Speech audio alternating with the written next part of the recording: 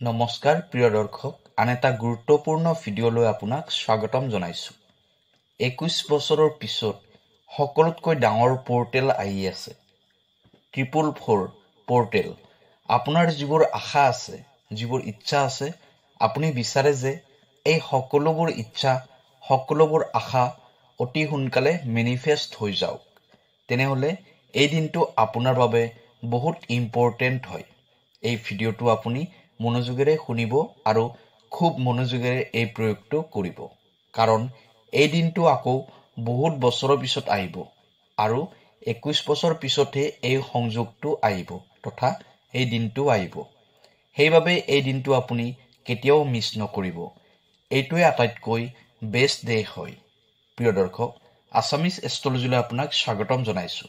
মই এষ্ট্ৰলজাৰ ধীৰাজ শৰ্মা। ভিডিঅ'টো শ্বেয়াৰ কৰি দিব আৰু কমেণ্টত লিখিব থেংক ইউ ইউনিভাৰ্ছ।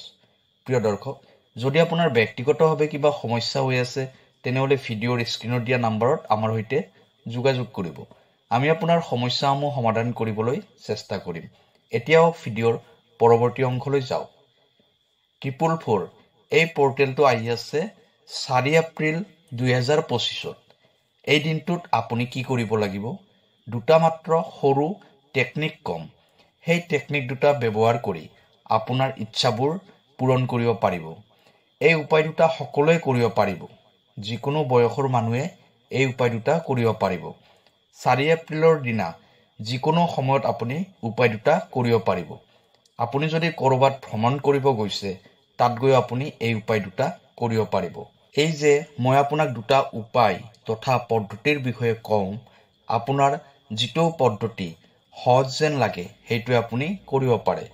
আজিৰ ভিডিঅ'টো বহুত গুৰুত্বপূৰ্ণ হ'বলৈ গৈ আছে।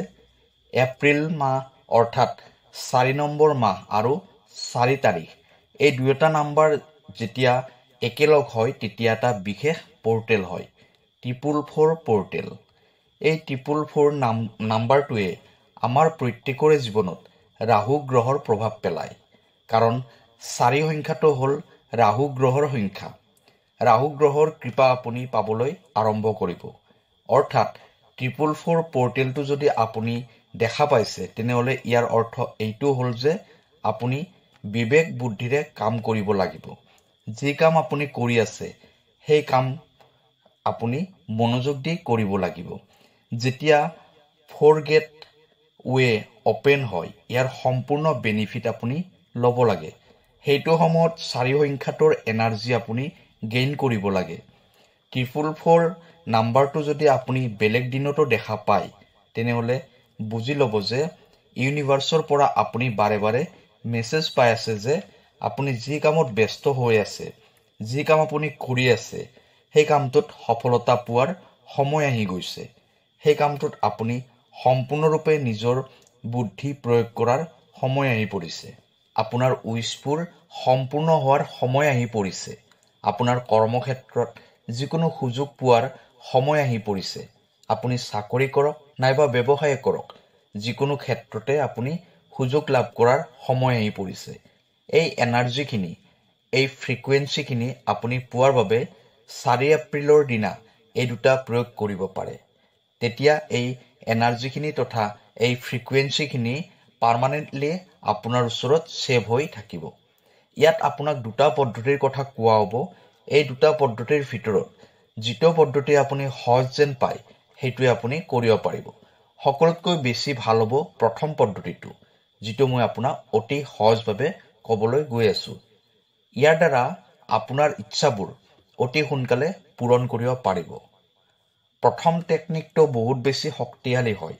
দ্বিতীয় পদ্ধতিটোৱেও কাম ঠিকেই কৰিব, কিন্তু দ্বিতীয় পদ্ধতিটোত আপুনি অলপ সময় ধৈৰ্য ধৰিব লাগিব। এই পদ্ধতিটো কৰাৰ বাবে আপোনাৰ কি কি বস্তুৰ প্ৰয়োজন হ'ব? 4খন বগা কাগজ। সেই বগা কাগজ কেইখন প্লেইন কাগজো ল'ব পাৰে নাইবা লাইন থকা কাগজো ল'ব পাৰে। এটা নীলা ৰঙৰ কলম ল'ব। এতিয়া আপুনি কি কৰিব লাগিব? 444 অৰ্থাৎ 4 এপ্ৰিল 2025 চনৰ দিনা আপুনি তাৰ পৰা এখন কাগজ ল'ব।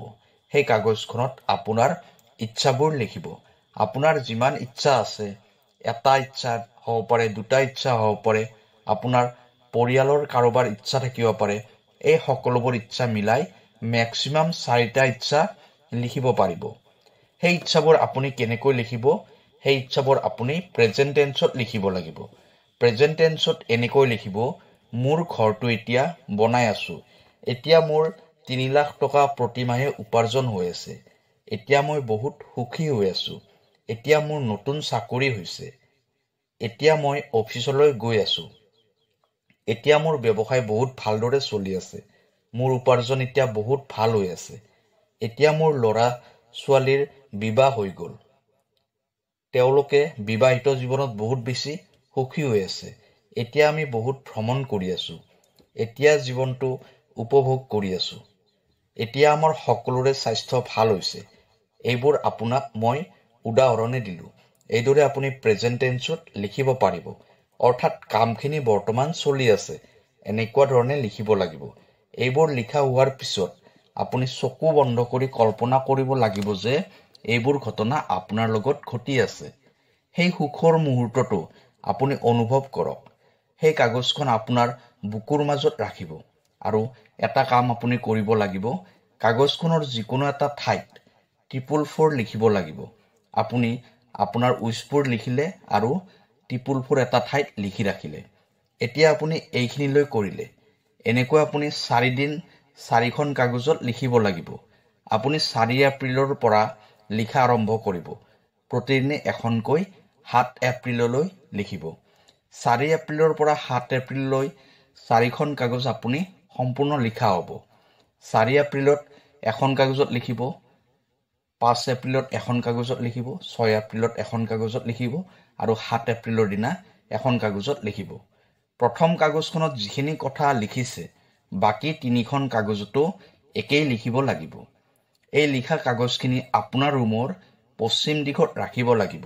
অৰ্থাৎ 4 এপ্ৰিলত এখন কাগজ ৰাখিলে, 5 এপ্ৰিলত এখন কাগজ ৰাখিলে, এনেকৈ 4খন কাগজ 4 দিনত লিখি আপোনাৰ ৰুমৰ পশ্চিম দিশত কোনেও নেদেখাকৈ লুকুৱাই ৰাখিব লাগিব। মনত ৰাখিব, কাগজকেইখন যাতে কোনেও দেখা নাপায়।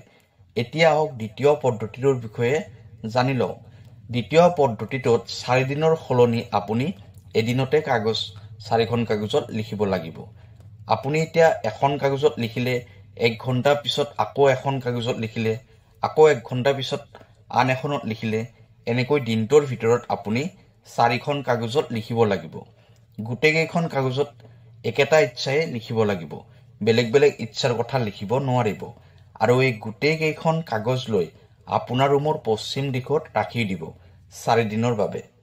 প্ৰথম পদ্ধতিটোত আপুনি 4 দিন এখন এখনকৈ লিখিব লাগিব আৰু দ্বিতীয় পদ্ধতিটোত একেদিনাই 4খন কাগজত লিখিব লাগিব আৰু এইখিনি ৰাখি দিব আপুনি আপোনাৰ ৰুমৰ পশ্চিম দিশত।